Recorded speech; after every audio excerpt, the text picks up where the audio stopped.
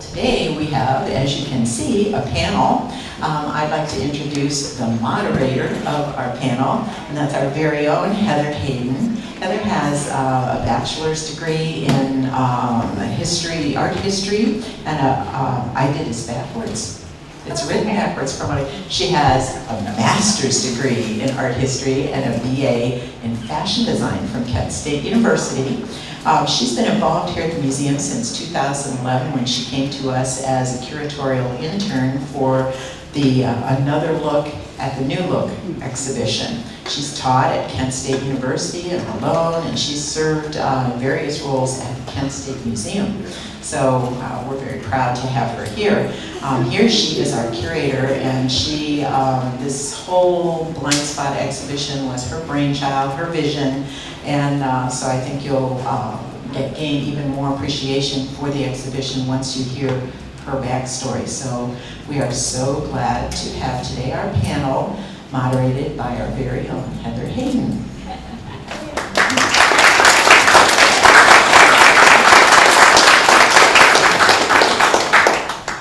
Good afternoon, everyone. Thank you so much for joining us today on the very last day of our exhibition, Blind Spot, A Matter of Perception. So I wanted to introduce our panelists today, Barry Sturbins to my left and David McDowell further to my left.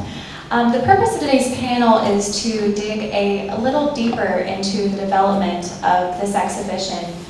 It really is a first in the museum world, and it is the Madison Museum's mission to continue to make our entire museum, not just this exhibition, more accessible and to really advocate for art for everyone.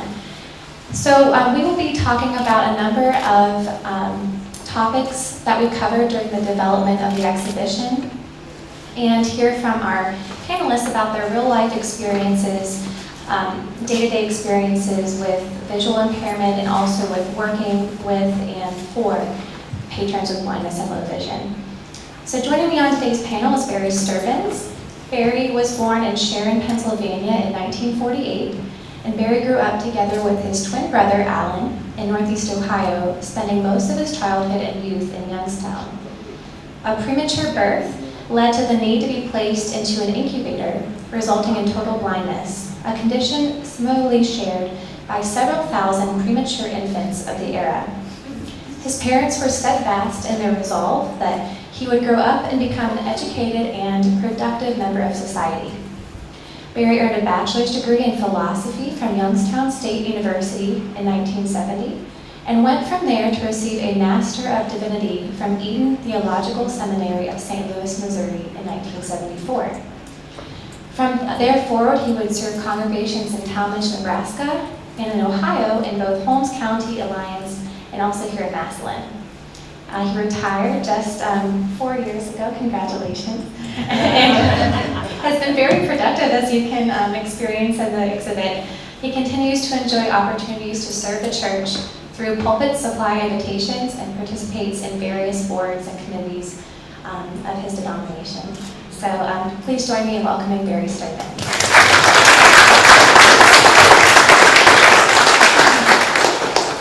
And we're also so pleased to have had the opportunity to work with David McDowell.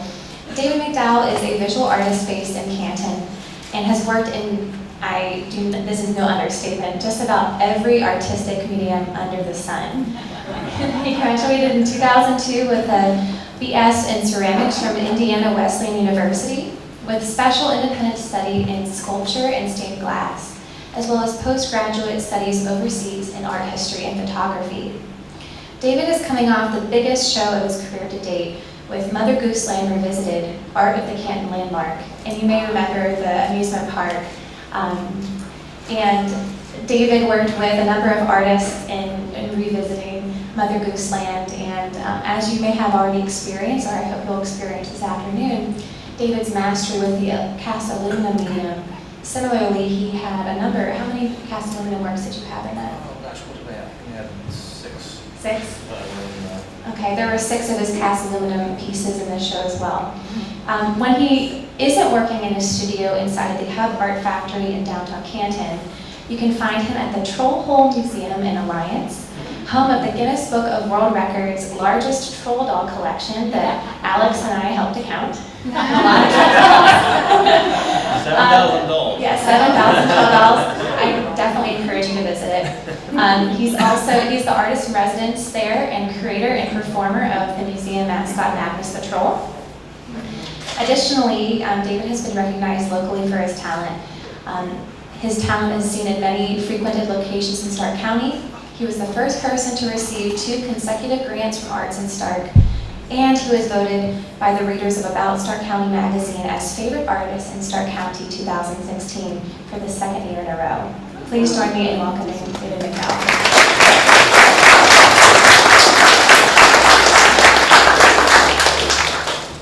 Also joining us today, and I'm just going to give a little bit of a shout out, not only was Barry my co-curator, but also his sister-in-law, Jan Sturbins, who I have had the pleasure of getting to know and am honored to now call a friend after this exhibition. Jan Sturbins was also a co-curator through the exhibition, and Jan, could you please raise your hand to be recognized?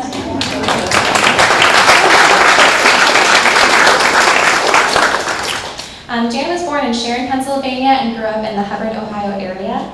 She attended Kent State University. There's a lot of Kent Staters in our midst. She was a cafeteria manager and vending operator in Akron, Ohio for 2 years. She's been married for over 37 years, has 3 adult children and 4 grandchildren. She's also the caregiver of an 8-year-old miniature dachshund, a totally deaf rescue dog. Her hobbies include computers, reading, cooking, and baking.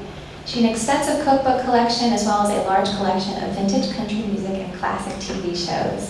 So, Jan, thank you so much for participating in the exhibition. If we could give Jan a round of applause for her contribution. And lastly, Sherry Hornbrook is one of our featured artists in the exhibition. Hers is the largest painting by far, the wonderful gourd head. If Sherry, if you could raise your hand to be recognized. And I did notice Erin Byrne is with us. She led a Braille workshop that had just concluded. It was 4 weeks long, and she also helped on a focus group at the Philadelphian Society. And Erin, I know I didn't ask you about this before, but if you could oblige us, thank you so much for all of your contributions. So without further ado, I wanted to just give you some background about how this exhibition happened. Before we turn over some questions to our panelists. A large part of what inspired this exhibition was my very first visit to this museum. So in 2011, I hope that you were able to experience the wonderful exhibit, Faces of Rural America. And this was an exhibit that Alex curated, and the whole staff traveled to Ravenswood, West Virginia, conducted copious amounts of research on the subjects of photographic portrait subjects.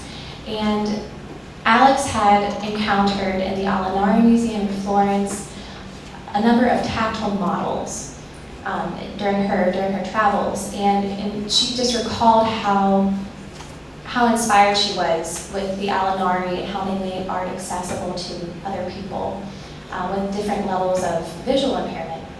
So imagine that you took a photographic subject and asked someone to carve that into clay so that you could touch the surface and understand what the photograph may have looked like. So whenever the museum staff was putting together Faces of Rural America, Alex invited 4 artists from around Stark County to translate these, with only 4 photographs selected, into a tactile model. So when I first came to the exhibit, that was my first time to this museum. I was considering doing an internship here and wanted to see what the NASA Museum was all about. At the same time, I was reading a book for fun, a book called Laughter in the Dark by the Russian novelist Vladimir Nabokov. And that book is about a gentleman who's an art critic, and he gets in a terrible car accident and is blinded. And that was something that was rolling around in my head at the same time. And so I started thinking, geez, I'm an art history student, a graduate student at Kent State. My livelihood is going to depend on my vision. What if I got in a terrible car accident, which kind of happened last fall? But what if that happened and I lost my vision? How would I proceed in my career? At the same time, I was doing a lot of research on abstract art, which I had at the time an invested interest in for my scholarly research.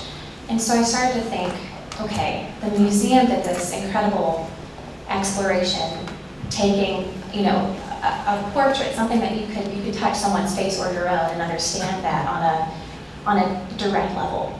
But what about abstract art? What are museums doing to make this accessible? So I started to research, and I didn't really find much. So this is in 2011. Bless you. And whenever I began looking into my goals for my career, I thought, if someone has not done this by the time I hopefully can become a curator, I want to try to give back and make this conversation begin. So fast forward to last year, I was in Alex's office and I brought this exhibit idea to her attention. And without batting an eyelash, she said, we have to do this. So I want to thank Alex and the rest of the team for having faith in what many said, you want to do what? And if I may pick on Jan a little bit, I love that in the Akron Beacon Journal article, they quoted her as having said, you know, whenever Heather initially invited me to do this show, I said, you've got to be kidding me. But I think we can all agree that through this exhibit, which was a lot of trial and error, and I hope you'll be able to see and feel and touch and hear the fruits of our labors. It has been an incredible journey. So I would like to now turn some questions over to our panelists about how they were first introduced to the exhibition and what their initial reactions were. So Barry and David, if you could share a little bit about how you were first introduced to the idea, what your initial thoughts were. Okay, I can go first. I got introduced to the idea of the show. I got a cold call out of the blue from Alex and Heather. I had known Alex for quite a while and had recently met Heather, and they had come to the Mother Gooseland show. And out of the blue, the best things in my life tend to just drop out of the sky in my lap with no warning. And they just said, hey, we're doing this show. Would you like to do these tactile models for these paintings? And heck yeah, I would. Are you kidding me? That's an awesome idea. I had an idea I had the idea for the Mother Gooseland show for about 6 or 7 years, and for a couple years longer than that, I had an idea to do an art exhibition of some type involving art that you could not experience with your eyes, and in other words, art for the blind. I'd spent so much time putting together the Mother Gooseland show, that was just something else that was in the back of my head, and I thought, oh, it'd be neat to try and see what happens. And when Heather said, hey, would you like to be in this? I was like, oh yeah, I don't have to do the work now, this is great. Let's all I gotta do is make the art, that's great. So that's where I got introduced to the idea for the show, which was awesome idea. Yeah. And if I may add, our timeline for the exhibit, we produced from start to about finish the exhibit in just under a year, which in museum speak is quite rapid. And it's just really a testament to David's vision, to Barry, Jan, everyone who was involved, the support of the Philadelphia Society, the Cloverdome Center for the Blind and Visually Impaired in Cincinnati, that we were able to pull this off. And usually you'd have about 3 years to put a show like this together, so yeah, great team. Barry, could you share about your initial introduction? Yeah, I'd be glad to. Well, before this exhibit, I knew about art. I've had artists, amateur artists, and those who educated in art in my family, an extended family. My father very much enjoyed doing some paintings at home, and we would spend some Sunday afternoons at the Butler Art Institute in Youngstown. But back then, you know, I couldn't wait to get home. I mean, why here? Why do we have to do this on a Sunday afternoon, walking around through all of this art? You know, so, and again, you know, my sister-in-law, Deb, and her mother were very connected with art. I was connected through them, but not connected to art. And I hope that you can understand what I'm saying. Art was useless to me. I never thought much about it at all. One day, about a year or so ago, I get a voicemail on my cell phone, and I listened to this lady, said her name was Heather, and she tried to tell me a little bit about what the project was. And I remember listening to that voicemail, and it was too late to call her back that day. So as my wife Kathy and I were riding along that night to go to supper, I said, I've got to return a call to someone tomorrow, and I have no idea what she wants. I said, I can't wrap my head around this. It's something about wanting to have some kind of the development of something about art or sculptures, which would involve the visually impaired. So I had it all planned out. We were going to have a nice chat, and we'd have one chat. Well, as I listened to Heather, who is an excellent communicator, and she described what her vision was, and I began to think a little bit that just maybe there was something I could do for this. I think the real key was not only through Heather's vision, but the fact that she described for me that dealing in sculpture, there would be no right or wrong interpretation.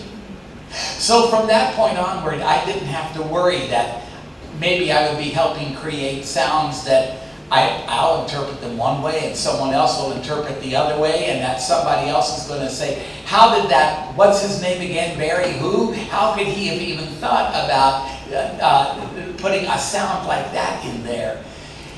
Knowing that, and knowing that by helping in this manner, the group of us might be able to make this kind of art accessible to the visually impaired, and knowing that we didn't have to worry about the right and the wrong, it turned me on to it.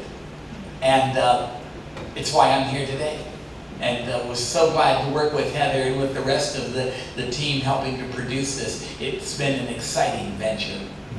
Thank you both. And for those of you who may not have experienced the Blind Spot exhibit so far, Barry mentioned sounds, and I'm going to take a moment to explain how sound came into play. So, abstract art is usually a love or hate relationship. There's really not an in-between, at least not that I've encountered. So we have an amazing abstract art collection that hasn't really been highlighted in recent years. And it's my passion, it's what I focused on for many years in my graduate degree. And I didn't want to exhibit it for the sake of exhibiting it. I wanted it to be a catalyst for something even greater, which the Blind Spot exhibit attests to. So when I was thinking of how could someone with a visual impairment experience abstract art, I thought, well, what about if you could hear a painting? What if someone came up to you in an exhibit, you're posed in front of the painting, scratching your chin and taking it in. And what if someone, a tour guide or a guard, came up to you and said, oh, I see you're appreciating this painting. What does it sound like to you? Okay, kind of a crazy question. But that's the question that I posed of both Barry and Jan. And so David had to work extremely rapidly. And when I had that phone call he shared with you, with David, I said, we've met, I love your work. I want to invite you, specifically you, to be on part of a team, but the timeline is insane. So I'm going to preface by saying that. So I think in about a month and a half, David whipped out the most exquisite interpretations of those paintings. I hope you have a chance to feel them, and every nook and cranny, they're just amazing. We had to have those aluminum tapped models last summer. Those models were then used in meetings that I had one-on-one with both Barry and Jan. I had a team of interns that helped me write visual descriptions. There's a certain way you write visual descriptions to introduce someone who can't see something to what it might look like, and especially abstract art. You can't really compare it, oh, this is a painting of a water bottle. You can't do that. So we put, if you can imagine, a cork board. We put a cork board with a a nail in each side and made a plus sign with string. And then underneath that plus sign of string, we slid these aluminum models. And that allowed us to break down each model into boxes, like little bite-sized chunks that we could work through together. By the end of these meetings, Barry and Jan were able to directly find certain parts of the painting. And we had discussions of what might that sound like if it were a sound. And I learned so much about each of them through these conversations. I took notes on a photocopy of the painting, scribbled what sound descriptions there were, and I sent that to our app designer, who then, like picture a color by number painting. In his computer, he plugged in sounds and filled those blocks of color with sound. So in the exhibit, you'll be able to trace your finger over them and hear the sounds that Barry and Jan curated for that experience that we call a sound map of each painting. So that's what we mean when we talk about these sound descriptions. That's probably the most experimental part of the exhibit, and I really hope you get to experience that today. So the next question is, what challenges did you face and how did you overcome them, both in the sound map creation, in creating the tactile models, and conceptualizing your role in the exhibit? Well, besides the time frame, which was a challenge, the most difficult aspect of it was trying to figure out in what way would I translate color, and could I translate color into 3 dimensions. I used to do custom picture framing for a long time, and I can tell you from experience, the first thing that people react to with abstract art is the color. So it's not the geometric shapes or lack thereof, it's the color of an abstract art that people, and it's like that's the first thing that someone who's blind doesn't experience is color. So is that translatable? I don't know. I toyed around with some old esoteric ways of trying to translate color in my head for about 2 seconds, and then realized, no, that's not going to work. So I threw that out immediately. And so what I ended up doing was letting color produce form. And so let me explain what that means. There's an element in art called color theory. I describe it as a math class for color. I took a class in color theory in college, and it was mind-bendingly difficult. But in short, what it means is when you put one color next to another color, they affect each other. And if you put the color pink next to the color blue, that pink is going to make that blue look different. And that blue is going to make that pink look different. They're going to react to each other in the same way that vinegar and baking soda react when they touch each other. Something happens in your eye and mechanically and in your brain, the way that your brain translates that. And this has scientifically been shown to happen. And this is something that produces emotions in people. Now, everyone's emotional response to that is different, but there is a response. And what happens with colors and tones, some that are brighter, some that are darker, when you put them side by side, it can give the illusion of depth. There are some colors that appear to advance towards you, like someone throwing a baseball at you, it's about to smack you in the face.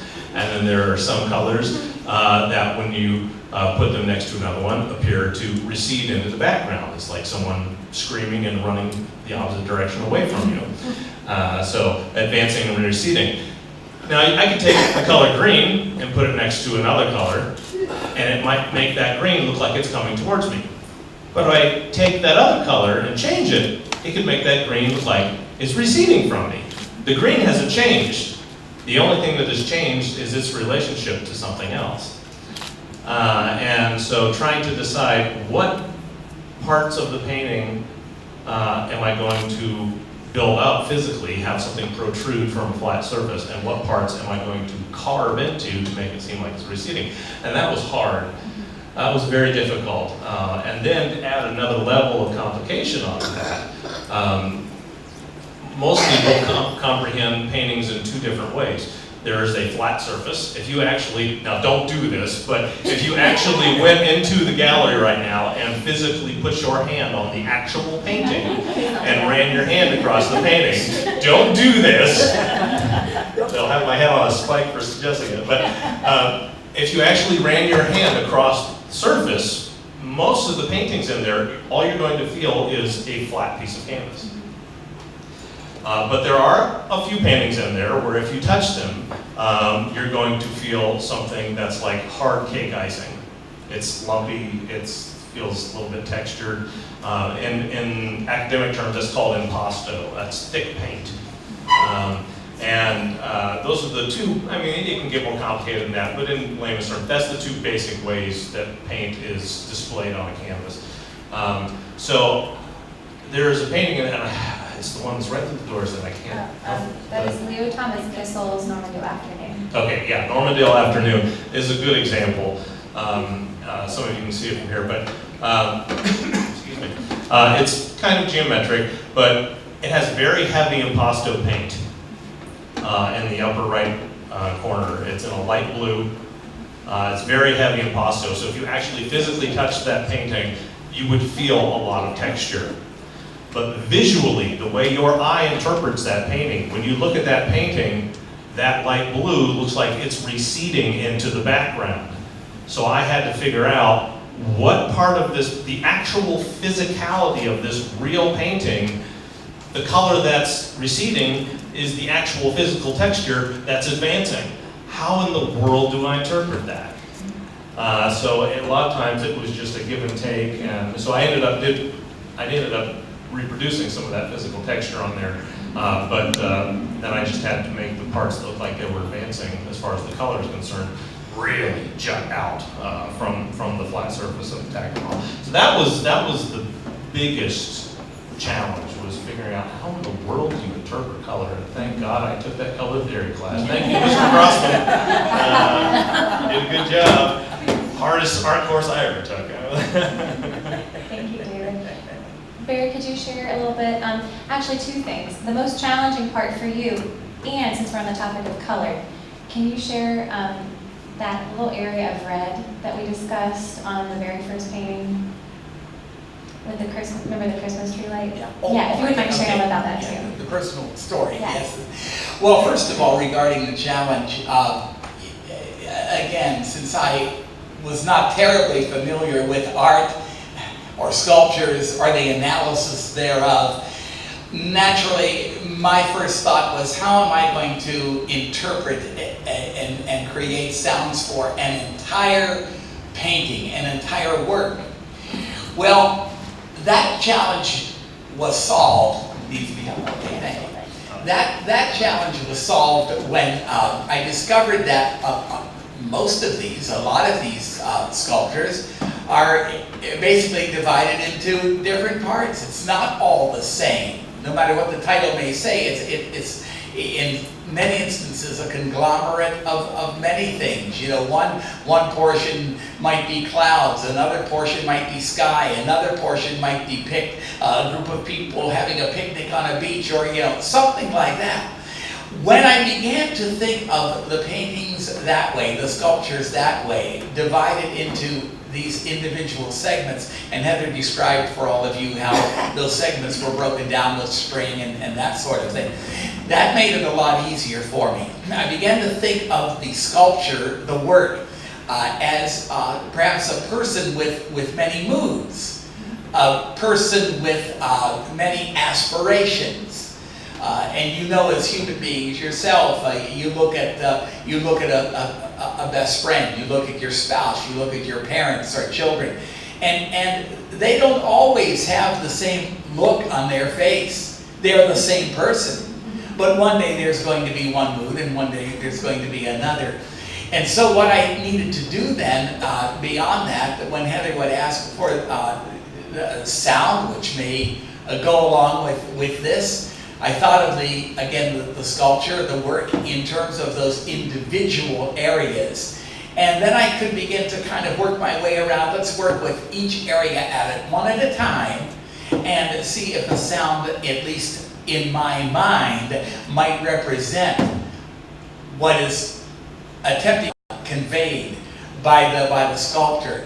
Now, Heather wanted me to pass along a little story for you. We had to deal in some colors, and of course, colors don't mean the same thing to me as they will to you. People will ask me about colors. Well, how do you see colors? Well, I don't, but I know about color. So if, you know, for instance, if I talk to you and you want to tell me how you're dressed and the color of your dress or the color of your trousers, that's fine. I may not interpret it the same way. When I was younger, I had light perception. I no longer have that perception, but I could see light. I could see the sunlight.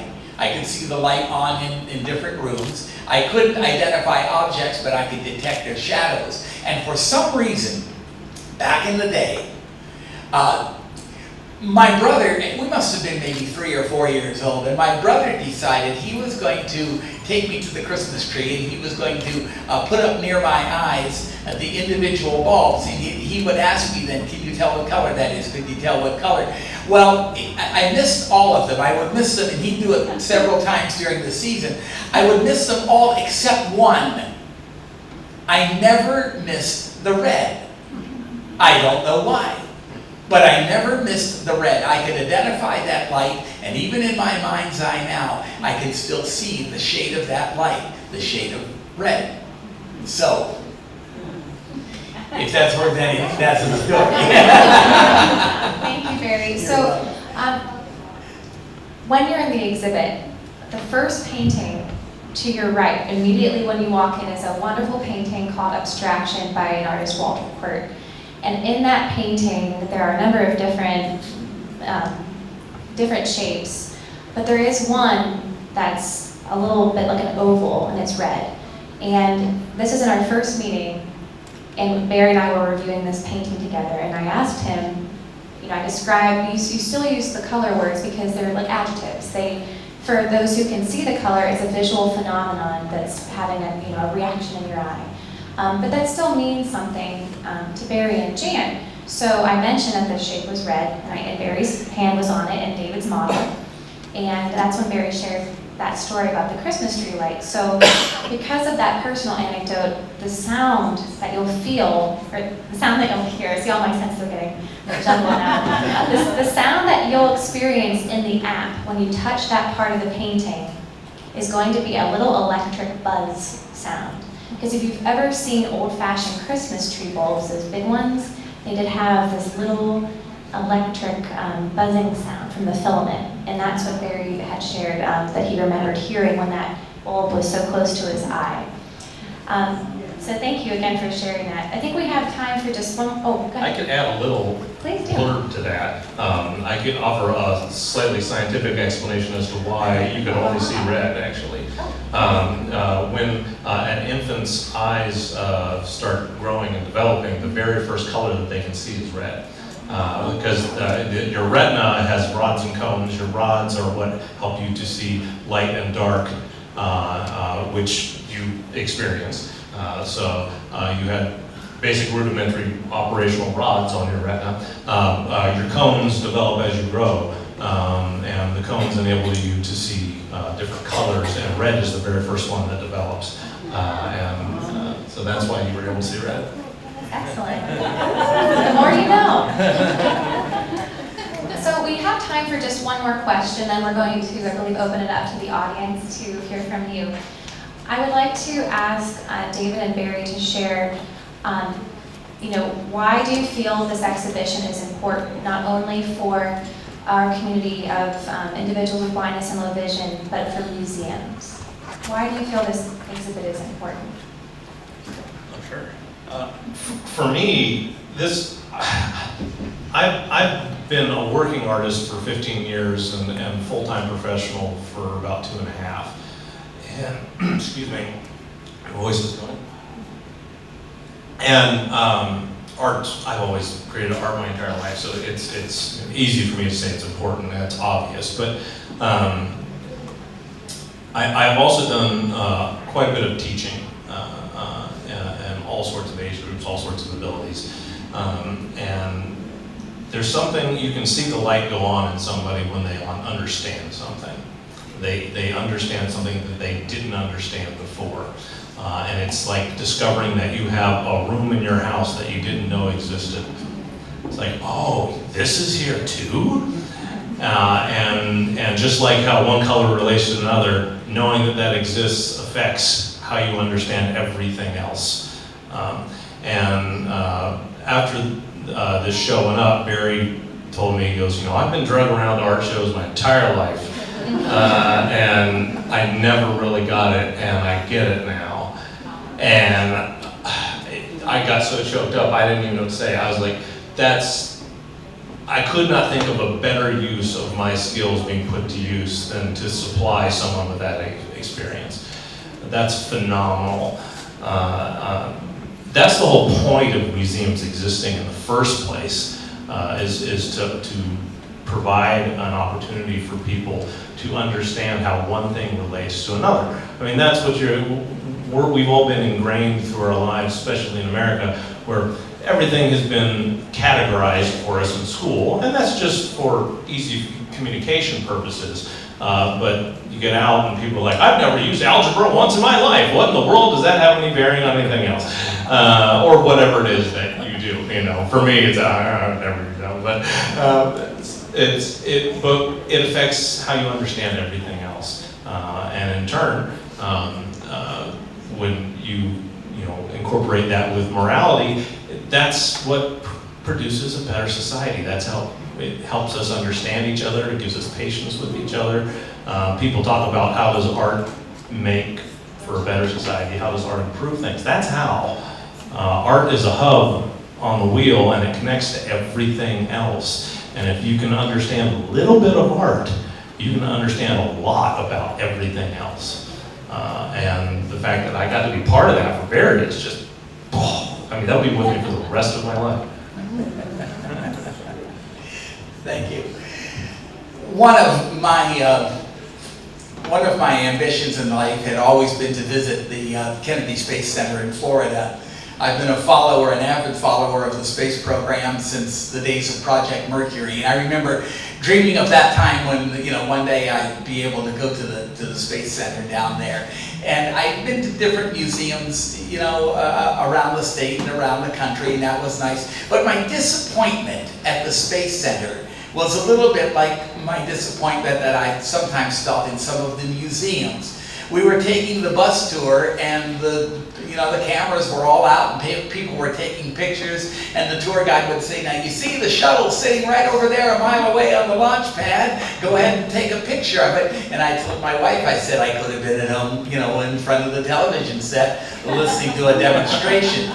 All that to say, museums are wonderful, and they've always been wonderful, but there's a lot of you can't touch. You can't touch. Now, for good reason. I get that. I understand that. But when you're visually impaired, there are some things you might like to get to touch, or maybe to listen to. And I'll admit there were a couple of experiences in museums, especially the space museums. When my wife, who is always very innovative, found a way that if somebody wasn't looking to pull the rope up and, let me touch under there. But nobody knows that, okay? Except me. When this... I've done it too. Yes. I'm glad to know that. Yes. I have heard firsthand and also a little bit secondhand some of the reaction of the visually impaired from our own community and our own Northeast Ohio about what some of the blind folks have experienced after they have been here for the Blind Spot Project. And the wording has gone something like this: I was never able to do that before in a museum. I was never able to touch that or to listen to that, and this time I could. And I think that was that's the thing that's going to stand out in my mind as to what's been achieved here, and knowing that there's much more that can be achieved. And I'm taking no personal credit from that or anything like that. I'm simply saying there is some personal satisfaction in that, and I'm glad that those who have viewed, touched, and listened to this particular exhibit have maybe come away feeling that now they've been given that added dimension. Thank you both.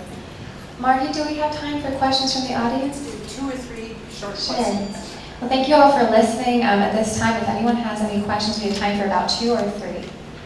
Yes?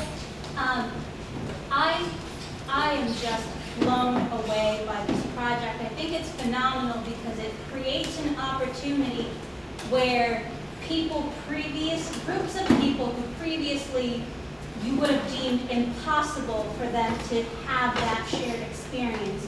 It creates that opportunity for a shared experience previously assumed impossible.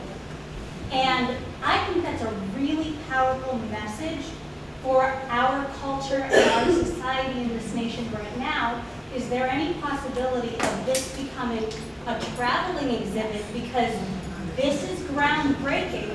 And if there was ever a time where our nation needed to have a safe space for experiencing people coming together where it was previously assumed impossible, I think this is it. Thank you.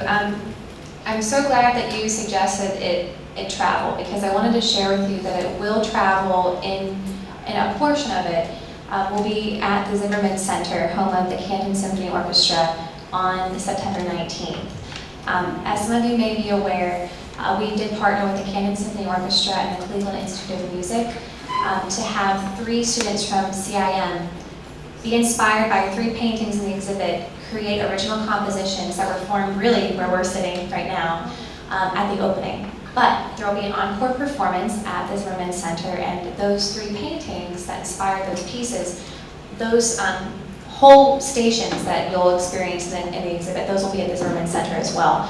So to answer your question, we know that it will travel to the Zimmerman Center. You're not the first one that suggested that it travel, because we're really passionate about this message, and we're going to be exploring that possibility. Thank you. I have a hand up over here.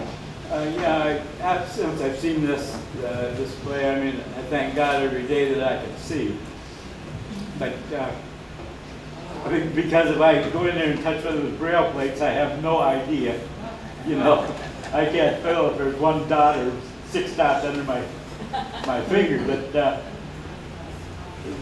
the one thing I wanted to find out about, you know, not being able to see, but by the blind people knowing what they're touching. When I was in South Carolina, there was a little lady that owned a little store, and she was blind, and people would come in and give her a 20 or a 10 or a 1 or a 5, and she could tell the difference. Now, is that possible? I mean,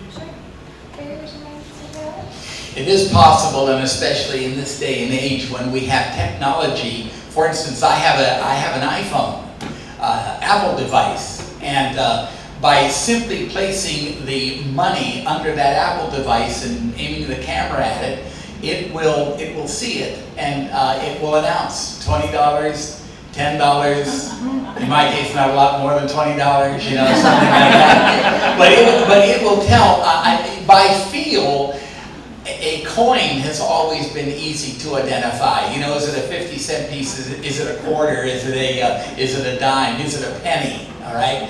But I have to say the paper money has been a little bit challenging. But now there is this technology that at least allows those of us who are privileged to have that technology an opportunity to know the difference in money.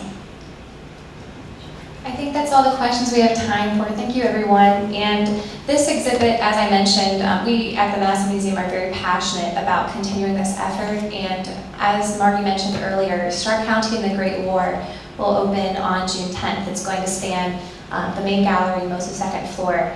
And while we cannot, at this present time, make the entire exhibit accessible, it's our mission to select key items in the exhibit and to make Braille labels accessible for those items. So it's something that we will, going forward, have Braille labels for every single exhibit going forward. That is our mission. So this is a message that will continue in our gallery. So thank you so much for listening.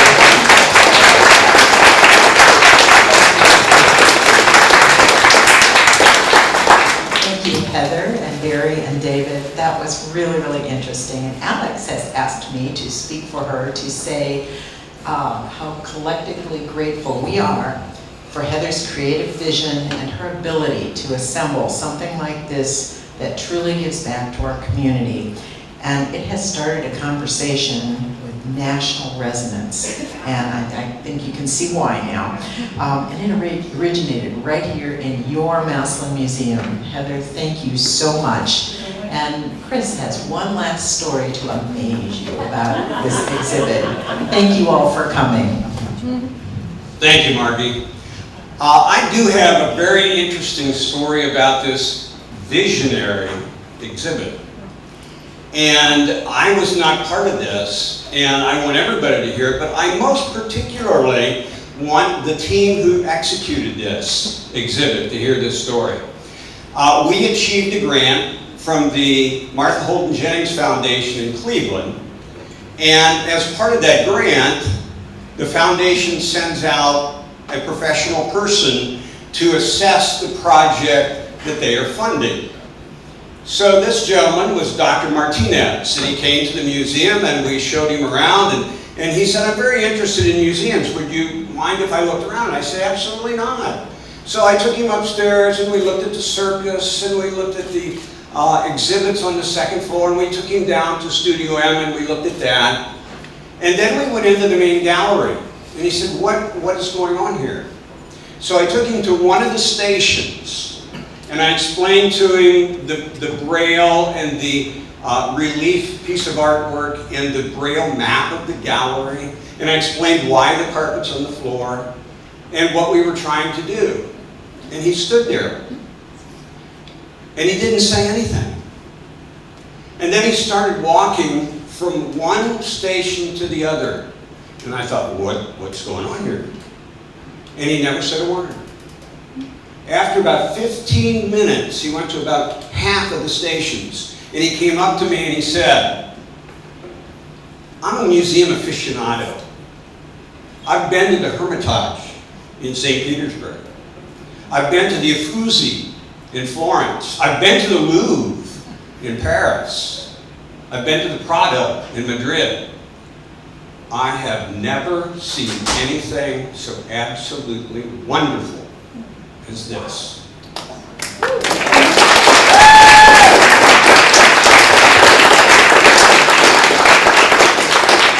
Today is the last day. If you have not seen this exhibit, you need to get in there and see this exhibit. Absolutely. Spread the word. Spread the word. And take a few minutes and congratulate this wonderful group of people who have done such a wonderful thing for the Massillon Museum, but also for those who cannot see the beauty of art, but now can hear it and feel it. Thank you for being here. Good afternoon.